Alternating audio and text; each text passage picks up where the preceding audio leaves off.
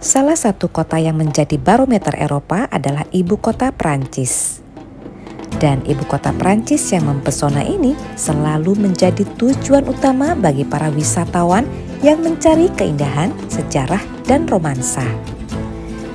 Dan dengan suasana yang memadukan arsitektur klasik dan kehidupan modern, sudah tentu kota ini berhasil memikat destinasi wisatanya bagi para pengunjung.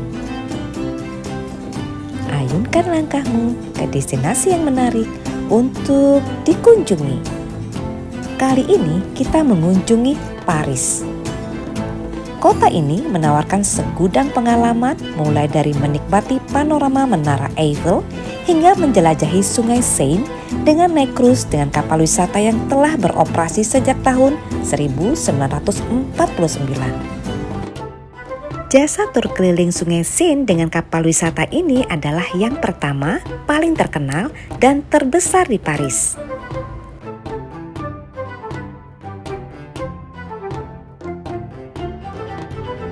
Dari dermaga, krus ini bergerak mendekati ke arah Menara Eiffel, melewati beberapa kolong jembatan.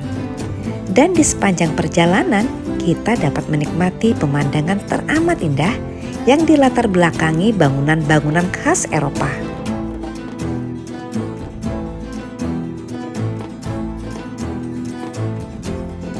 Banyak hal indah dapat kita nikmati sepanjang aliran Sungai Seine ini. Di antara semua itu, saya sangat tertarik dengan beberapa kapal yang disulap menjadi hunian. Kapal-kapal ini bersandar di tepian sungai. Pemiliknya tinggal di dalamnya sebagai rumah tinggal. Mereka bahkan bisa pindah ke bagian lain sungai kapanpun mereka mau. Dan saya membayangkan betapa serunya tinggal di dalam kapal-kapal yang telah didesain sedemikian rupa, sehingga tentunya sangat nyaman berada di dalamnya.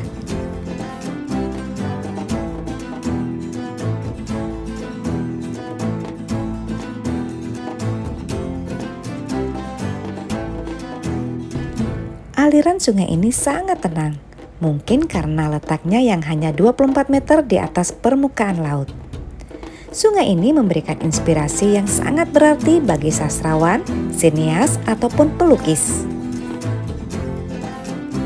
Selain diangkat ke layar lebar, sejumlah pelukis juga menemukan inspirasi penting dari sungai ini. Dan secara indah pula mereka mengabadikannya di atas kanvas. Mengitari Sungai Seine ini teramat seru dan saya pun menyerap sejumlah inspirasi baru yang sangat melekat di kalbu.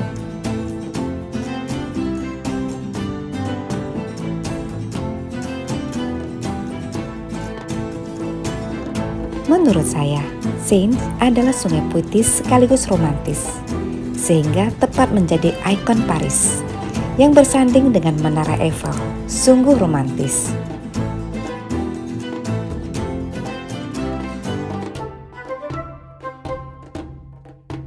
Kapal ini menyediakan 2 dek. Dek tertutup berada di bawah, di mana dikelilingi dinding kaca transparan. Juga tersedia pemanas ruangan dan AC.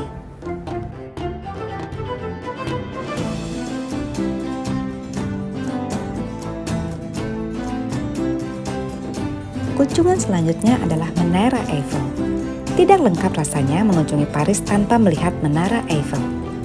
Menara setinggi 324 meter ini merupakan ikon kota Paris dan menawarkan pemandangan kota yang menakjubkan dari atas.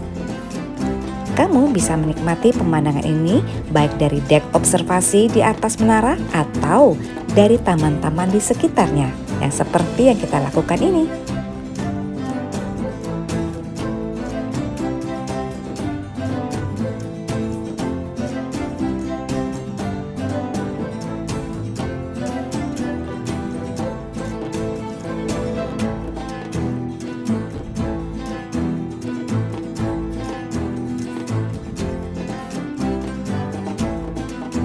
Tujuan selanjutnya kita akan melalui Jalan Champs-Élysées, adalah salah satu jalan paling terkenal di dunia. Dipenuhi dengan toko-toko mewah, restoran, dan kafe. Dan di ujung jalan ini kita akan menemukan Arc de Triomphe, sebuah monumen yang dibangun untuk menghormati mereka yang berjuang dan gugur untuk Prancis selama Revolusi Prancis dan Perang Napoleon. Arc de Triomphe merupakan salah satu monumen paling terkenal di kota Paris yang menjadi latar belakang ansambel perkotaan di Paris. Terletak di Bukit Chaillot yang tepat berada di tengah konfigurasi persimpangan jalan raya berbentuk bintang 5. Pembangunan monumen ini telah direncanakan sejak 1806 oleh Napoleon setelah kemenangannya di pertempuran Austerlitz. Dan sebuah makam prajurit tak dikenal dipasang di bawah Arc de Triomphe untuk mengenang para korban Perang Dunia Pertama pada 28 Januari 1921. Selanjutnya adalah Museum Louvre. Museum Louvre adalah salah satu museum terbesar dan paling terkenal di dunia. Rumah bagi karya seni legendaris seperti Mona Lisa dan Venus de Milo, Louvre menawarkan pengalaman budaya yang tak tertandingi. Mengunjungi Museum Louvre yang menyimpan ribuan koleksi seni termasuk sebuah koleksi paling terkenal di dunia yang telah kita sebutkan tadi, yaitu lukisan Mona Lisa karya Leonardo da Vinci. Jadi tujuan utama orang ke museum ini adalah melihat lukisan Mona Lisa. Tapi ternyata lukisan itu tidak besar. Dan inilah lukisan Mona Lisa yang dimaksud yang ada di belakang saya. Bisa terlihat kan perbandingannya? Jadi nikmati saja galeri lukisan dan patung di dalam museum ini.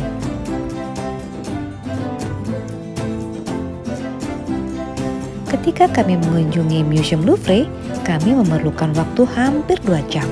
Itu pun belum semua area dilalui. Jadi pastikan membawa denah museum di tangan karena kita mudah nyasar dan kesulitan mencari jalan pulang.